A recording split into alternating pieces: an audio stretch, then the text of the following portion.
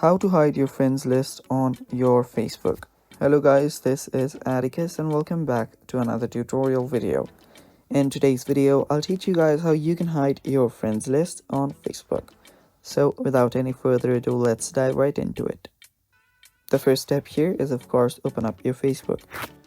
So open up your Facebook and make sure that you're logged into your account. After doing that, you can head over to your bottom right corner on your menu. And after you're on your menu, you can simply see a gear icon on the top right, which will take you to settings, or not. If you scroll down, you'll see settings and privacy. If you tap on it, you'll get the settings option there. Either way, whenever you are on settings and privacy, you will need to scroll down till you find audience and visibility. After you find that, you should find an option that says how people find and contact you. Tap on it. And there you should see your friends option where you will see who can see your friends list. Tap on it and now you can just hide your friends list by simply choosing on only me.